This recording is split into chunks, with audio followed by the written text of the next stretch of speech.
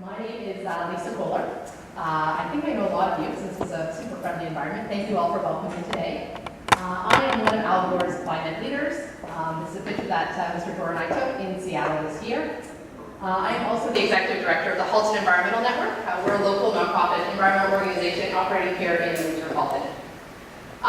But first and foremost, really, I'm a mom. These are my two little girls, and really why I stand here today in front of you all is for them. I am very concerned about climate, and hopefully we can all come together and solve this challenge that's facing us today.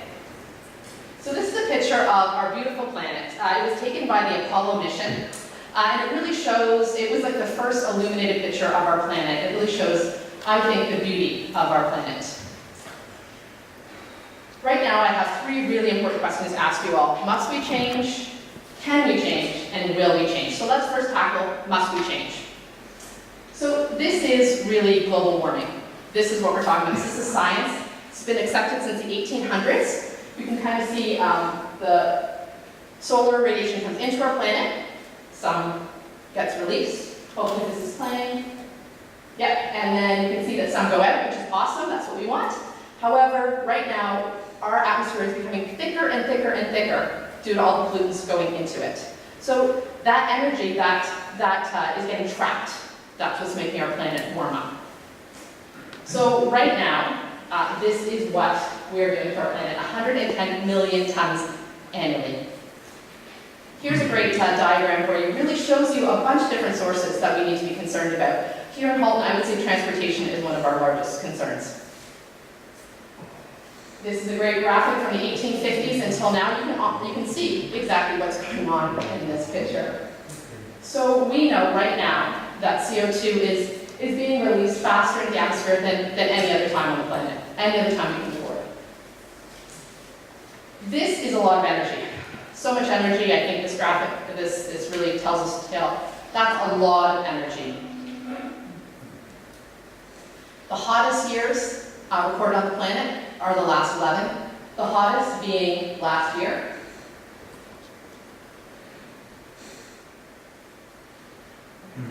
This is a great graphic as well. This is from NASA. This really shows our planet from, again, 1850s until 2016, essentially. And you can really see how our planet is getting quite warm. So all across the planet, unfortunately, we're seeing a lot of communities being challenged. The stories are everywhere. There's not one place on the planet I could highlight as these stories are not happening. In India, this year, they were 51 degrees Celsius in one day, 51 degrees. In Pakistan, again, they had another catastrophic heat wave. A lot of loss of life. Again, their population just unable to cope. All around the world, unfortunately, we're seeing this epidemic.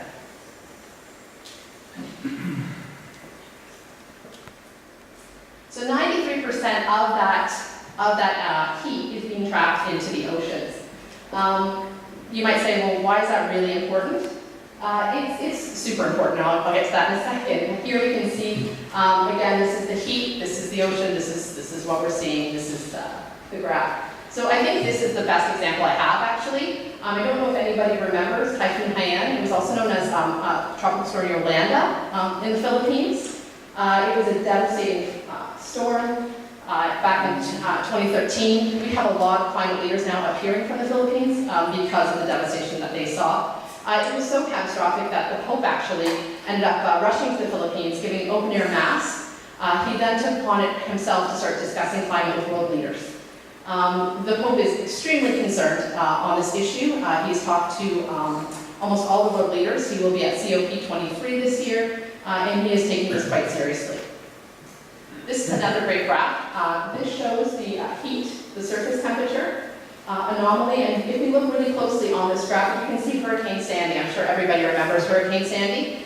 So you can see that the water there, how hot it is, that built the energy of the storm. It was a superstorm, as we all remember. Here's a great picture of what happened to Manhattan. Again, just devastating for the community. One thing that we as climate leaders talk about is, if anyone's seen An Inconvenient Truth, the first one, Al Gore got a lot of criticism for a clip in his movie. It was a prediction that was made by the scientific community. I'd like to play you that clip just to remind everyone. This is again what climate scientists have been saying for years, these outcomes we're seeing. This is what would happen to Manhattan.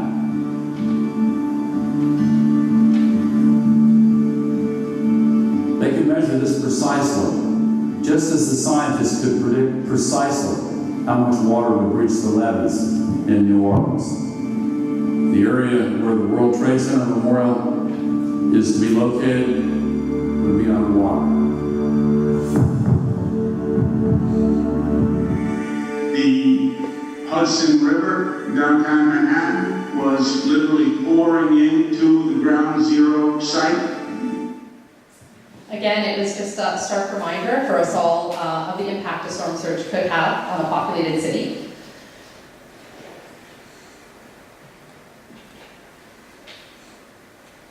Okay, I'm sorry about that. Back in 2015, there was a lot of concerns around these 3 storms. This was the first time that we saw 3 Category 3 hurricanes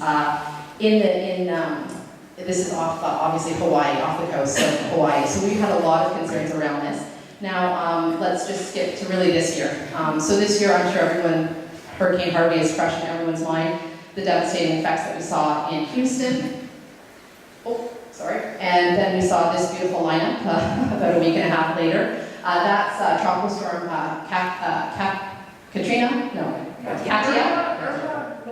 Katia. And then we have Irma. And then we have Jose coming behind. So again, something producing hurricanes, but it was a pretty devastating thing to see on a satellite, to say the least. And then this week, obviously, this is an image from Puerto Rico. This is Marie. So I think we all understand what's going on there. So as that temperature warms up, the intensity of these storms ramp up. So just a really brief summary of the water cycle. So I think everyone's familiar how it works with evaporation, then precipitation, and then we have the water. So essentially we're just increasing this cycle. So we also know that warmer air is it's more of a conduit to trap that vapor. So 4% is what we're looking at right now, just in the last 30 years, 4% more. We've had a lot of concerned scientists make statements in regards to this and the concern around these storms. So we know the downpours are getting larger. This is a picture from Missouri. You can certainly see the intensity of the storm. There's a very small tree, actually it's not that small, in the background that shows you how extreme it is. This one from Phoenix is something called, we call a rain bomb, because that's really what it is. It's a massive downpour. Infrastructure cannot deal with this type of rain event. So I think you've probably heard a lot about these 1 in 1,000 storms, or these 1 in 1,000 rain events. Yeah, they're not 1 in 1,000 anymore. We're seeing them far more frequently. In fact, in Houston, we all know Niagara Falls. We all can envision that. This is what they grappled with on April 18th. This was the outcome. This is what we saw.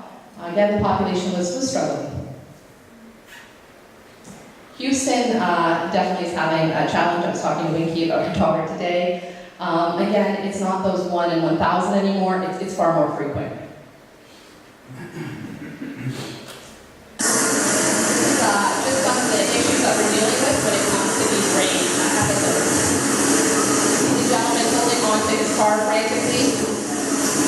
Again, trying to cope with this mass rain event. He's okay, by the way, he's okay. This was taken outside of a bar. Excuse some of the language in it. Again, the lady is trapped. The bar patrons are coming out to try to help her. They're doing a human chain, which is great. She's okay too. Everyone's okay in this. She saved her iPhone too, which was very impressive. That was very important to her. Again, these scenes, they're everywhere.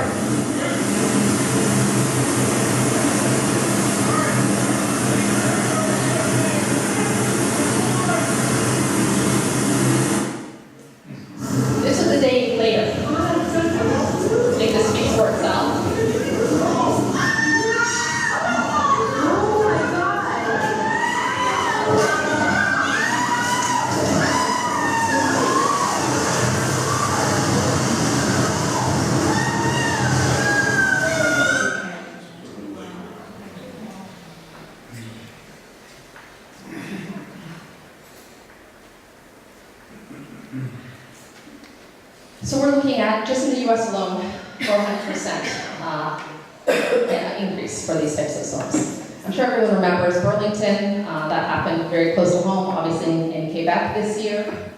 All around the world. I could spend my whole presentation showing you guys, unfortunately, some of these slides. This one was in Chile. It was quite a catastrophic event. This oil tanker was of particular concern to environmentalists. How are we dealing with these storms and the outcomes when there's toxic pollutants around? Again, Chile, Thailand, 45 people this year passed on. I'm not sure if everyone remembers the rain event that happened a few years back in the UK, Scotland, Northern Ireland, Wales, England. I love this picture. I think it's so poignant. The pub stayed open. They still served. It was great. And her windows were very clean. Again, so many images around the world that I could show you. The devastation was significant. This one in Kenya particularly caused a lot of grief. Right here in our own country, I'm sure everyone remembers what happened in Calgary. So this is a great graph. If you can look at it, this is really from just 1980s to last year. So we can see really the rise in all of these weather extreme catastrophes. So really, why? Well, one of the biggest insurance companies in the world knows why. It's climate. There's no ands, ifs, or buts. The evidence is there. So really, the other real big challenge that we have is as water evaporates, it also causes the land to dry out, and we suffer from drought.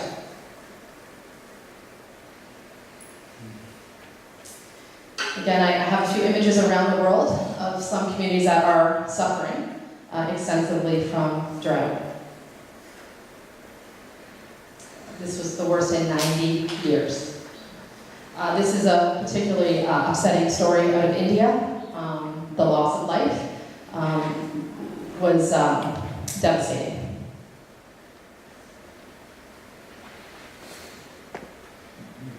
This is from the United Nations. Again, I think the slide speaks for itself. 20 million people will be impacted.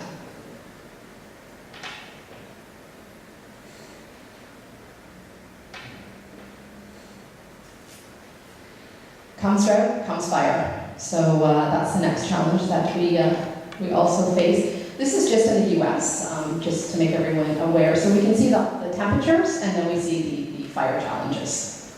Again, you can see it. It's almost a perfect mirror image. So the fire, this is just again from the US, alone 105 days longer. That's considerable. So we know it's warmer, we know it's drier, we know that we're burning more. We know all this, we know this is an effect of climate. Going forward, this is the predictions that are being made by scientists.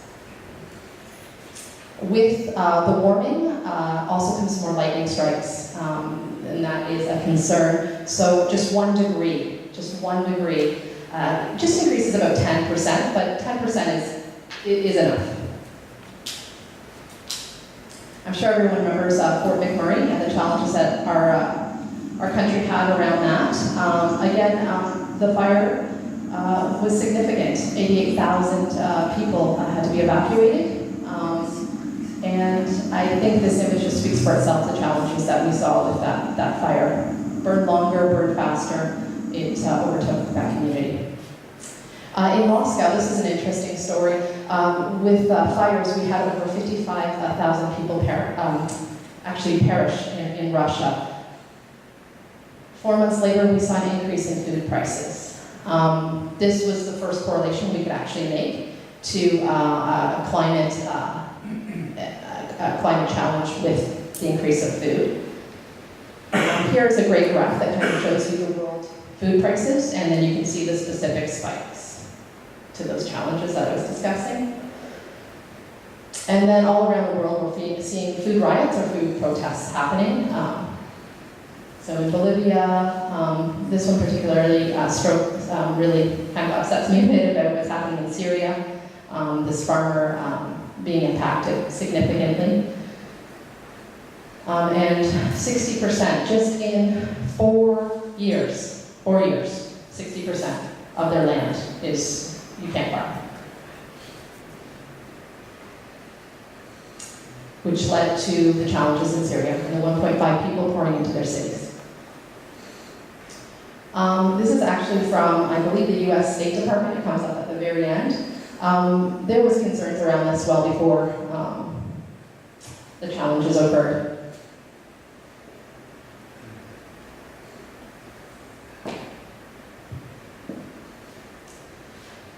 In the Eastern Mediterranean, we are also seeing significant challenges.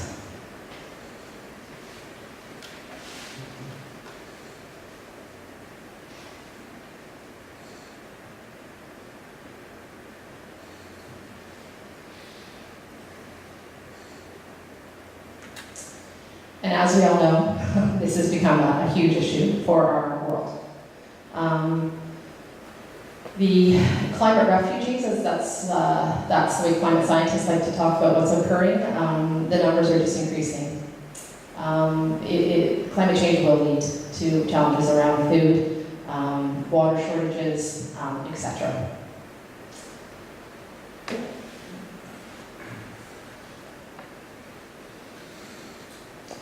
So really, how does food affect, how does climate really affect food? So this is a great little web that really shows, hopefully, all the ways that climate impacts our food systems. So just a 1 degree Celsius modification, just 1 degree in Kansas will have this devastating effect. Kansas is not that unlike our population here. So as water temperatures rise, so will the need for water. All of these sectors will be impacted. Water scarcity, I'm sure we've all heard, is a huge challenge for our population. This is a prediction. This is 2050. Again, this comes from the World Bank. And we're also hearing from the CDC and many others around climate and the challenges. When I was in Seattle, the CDC did a wonderful presentation talking about the significant medical risks for climate. It affects health in so many ways. I'm not going to touch upon them all. First is depressing, but second, there's hope, so I'm getting to that.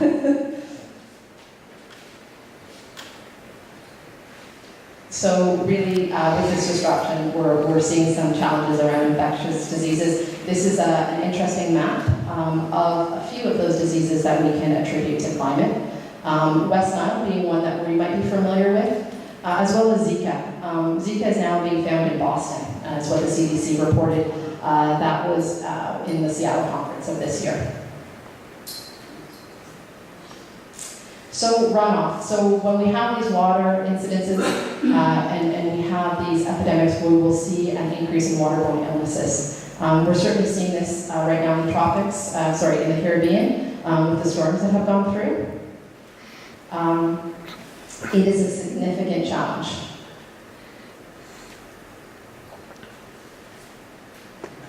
Heat stress is another challenge. Today it's pretty hot outside. I'm sure we all know how our body feels, but there are some sectors of our population we do really need to be concerned with when it comes to heat extremes.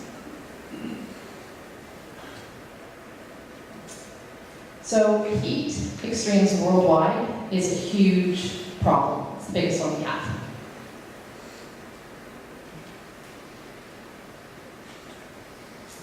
And air pollution is also a massive problem. In some specific countries are certainly seeing the challenges more than others. This is a great graph. This is from the 1850s to now, so you can see the premature deaths really within that time period. So quite a long period of time, but that's just air pollution deaths. In India, we've certainly seen some challenges around air quality. China is the one that I would like to chat just a little bit more about. this is some students that were taking their exam outside in extreme smog. Thankfully, the headmaster was suspended, so that was good. This is one, if you look at this very beautiful picture of Beijing, now 3 days later, that's what they're dealing with. And this set in for quite some time. China is talking about climate quite a bit and the challenges their population is having, especially when it comes to air quality. So 5.5 years their life expectancy is going down to this air pollution. That is significant. Their scientists are speaking out, and so are their mayors. This is the former mayor of Beijing. He's a huge climate activist now. So, we see the children having challenges. We know it affects cognitive ability, mental ability, etc.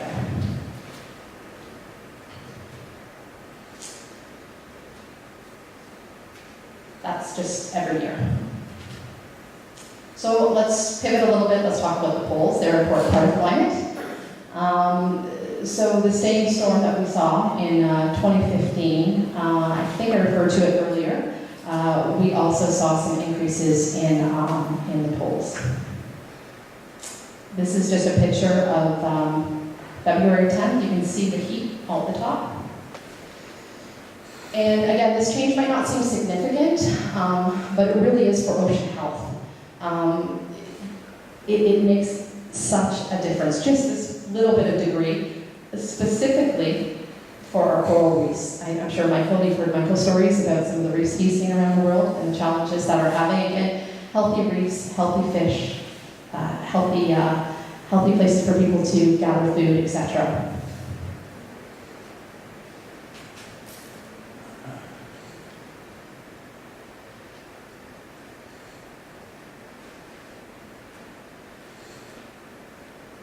So if oxygen fails, life will fail.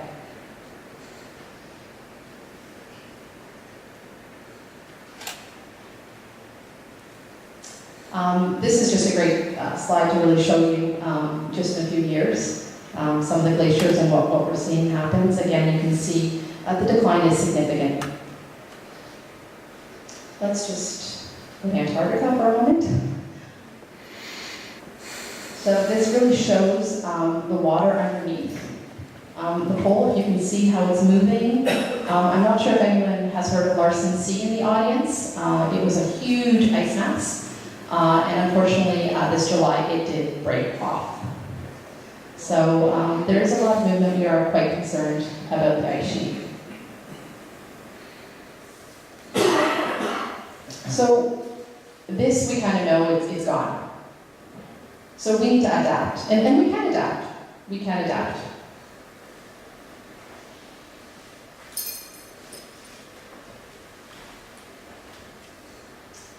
Here are a few cities that we know are at risk. Specifically, Miami is the one that has a lot of concerns. Mr. Gore was actually in Miami about ready to do a climate speech, and it was a beautiful sunny day, no rain, nothing, gorgeous. And this is what he found in Miami. Again, no rain. This is just sea level rise in Miami. Thankfully, he has rainbows. He was a little shocked by that day. Again, the mayor of Miami, who, locally, I think we know what happened with the islands in Toronto. This is just a local picture that one of our volunteers took here in Oakville. The mayor of Miami, climate denier for a very long time. No, he's no longer a climate denier. He's very concerned. So really, the cost of carbon, it's significant. I'm a little shake noise isn't working as well as it normally does. Oh goodness, sorry. I don't know if you guys caught that all or not. Get that, David? Oh, there we go. So just a few of the costs of carbon. So many are saying this is the #1 threat on the global economy. So the question is, must we change? Anyone? So I think it's a big yes. I don't think we have a choice. And can we change? And this is the part that's exciting, because we can change.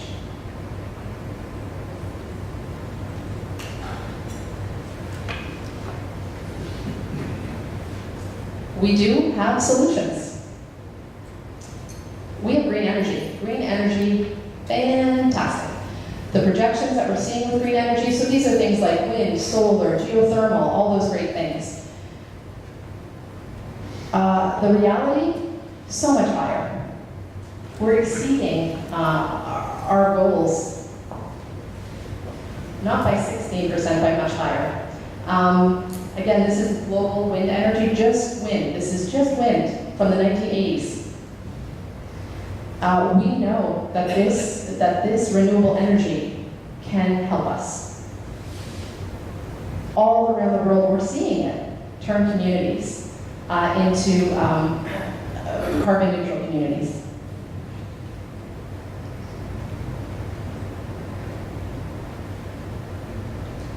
So many leaders. Scotland is doing a phenomenal job. England. This is a great one out of England. No coal, absolutely none. First time in 130 years. That's awesome. That's a great story. And now the solar industry and solar plus batteries. This will transform. This will be transformative. I can't say this enough. Electric vehicles. Sorry, it's cut off on the side here. This again is just from the 1980s to now. Huge upswing. We have many, many countries buying in on electric vehicles. Many. From Beijing to India. Good news stories everywhere. So many manufacturers are now producing EVs. Now let's talk solar. Solar is really exciting for me. Again, remember the picture of the planet and the energy coming down and the fact that we can harvest that energy.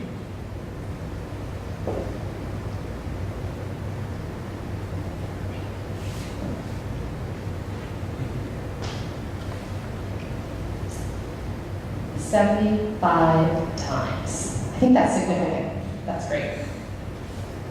Again, this is just from the 80s, just solar alone. Again, a huge upswing we're seeing. And this is the PV capacity again. Early 2000s, I don't know if you can see all the way to now. So what we know about solar is it is going to drive change.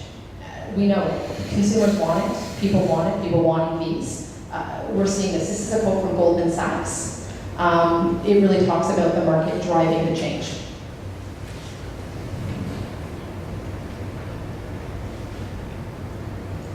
I happen to really love this quote.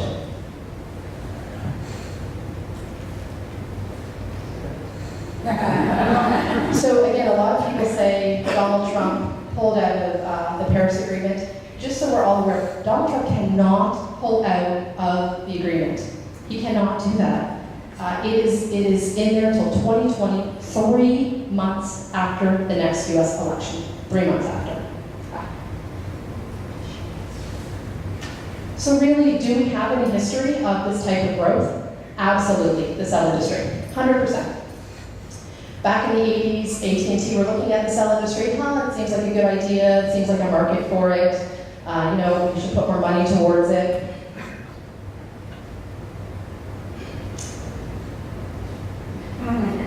$120 times higher. This is exactly what we're seeing with green energy. Exactly what we're seeing. 8 billion people use cell phones now. Now, the most important part of this conversation is when it comes to developing countries. This is the most important part. So, we know they were wrong. Why were they wrong? How can we learn lessons from this? So, we know the cost dropped, for sure, in the cell world. We know quality improved, but this story, the third point, is the most important point. So, developing countries they took hold of this technology. They didn't put up telephone lines. They went right to Sept, immediately right to Sept. That's a huge part of our story. Look at the developing countries. Look at the use of Sept. So again, they leapfrogged. They went right to cellular technology. This is the grid. This is a picture of some power lines in Nigeria. So this is now what we're seeing. All over, pay-as-you-go solar. It's taking off in many developing countries. They don't need the infrastructure. They're just utilizing solar. I love this one with the students. So they're powering up their computers. They're doing learning by using solar. It's wonderful. China, remember we talked about the air quality in China? China has acted. They've acted through solar. Huge amount of installations. Actually, they have the largest farm right now, solar park farm on the planet. It's in China. In India, India has committed hard to solar. Germany, California, our neighbors to the south. Great story there, 67%. Portugal, 4 days. They went 4 days, that's awesome, great story. And the Vatican, remember I spoke to you earlier about the Pope? Well, he threw in solar. He wants to be carbon neutral. He wants to be a passive structure of the Vatican. That's a big initiative. But he's starting, and that's great to see. In Chile, I don't know if you recall all the flooding in Chile that we saw. Chile, to me, is the best news, period, for solar. Here's the Chilean solar market.